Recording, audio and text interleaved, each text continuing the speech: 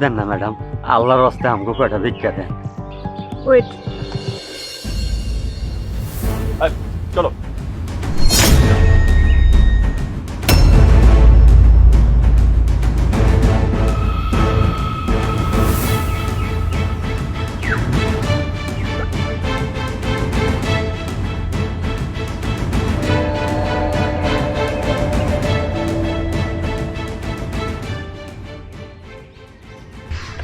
এই ধরো। চাচা, আপনি ভিক্ষা করেন ঠিক আছে, কিন্তু এত সুন্দর একটা মিষ্টি মেয়ে, ওর পড়াশোনা বন্ধ করে আপনি সাথে ওকে নিয়ে আসেন, এটাকে আপনি ঠিক করেন? ম্যাডাম, আমি অন্ধ মানুষ, একা চলাফেরা করতে পারি না, তাই আমার এই নাতিনটারে লই আর কি ভিক্ষায় বাইরই। তা নয় বুঝলাম চাচা, কিন্তু ওর বাবা কোথায়? ওর বাপের কথা কইতাছেন?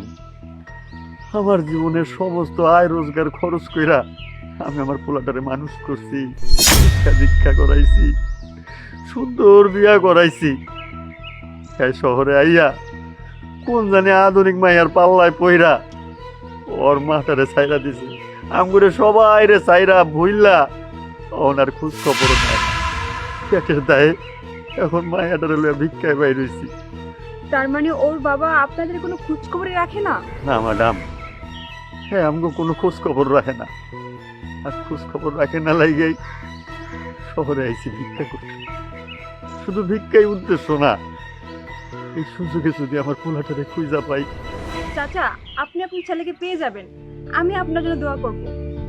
কিন্তু চাচা, ওর মুখটা এত শুকনো লাগতেছে কেন? ওকে কিছু খায়নি সকাল থেকে?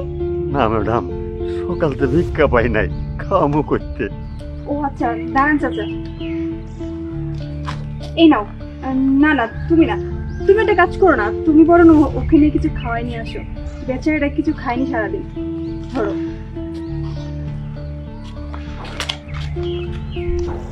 ম্যাডাম, আপনি আপনি অনেক ভালো মনের মানুষ। হ্যাঁ চাচা, আপনি আমার জন্য দোয়া করবেন, যাতে আমি আপনাদের মতো গরিব মানুষের আরো অনেক সাহায্য করতে পারি।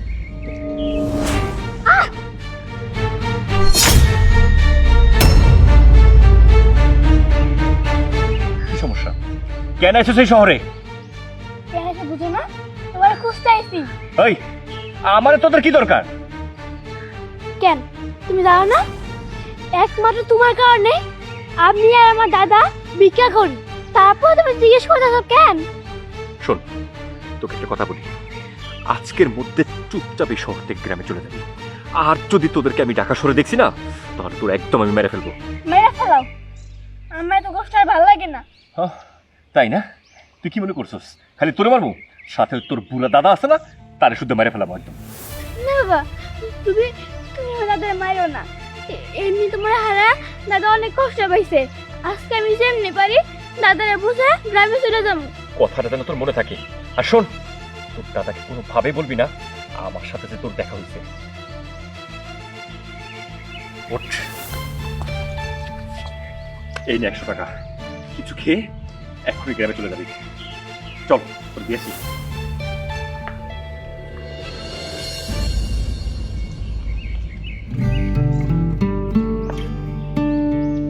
মামনি, তুমি কি পেট ভরে খাইছো? হ্যাঁ ম্যাডাম, আমি পেট ভরে খেয়েছি, স্যার আমার অনেক কিছু খাইছে, অনেক দিন পর আমি ভালো মন্দ খাইতে পারছি। চাচা, তাহলে আমরা যাই, আপনি আমাদের জন্য দোয়া করবেন। আমি কাজ দিলে দোয়া করি মা, তঙ্গ মঙ্গল লোক। চলো। দাদু, হাসাই অনেক কিছু খাইছস? হ্যাঁ দাদা, আমি তো কইছি আমি পেট ভরে খাইছি। আর দাদা, একটা কথা কই। ক দাদা ভাই, কি কইবি?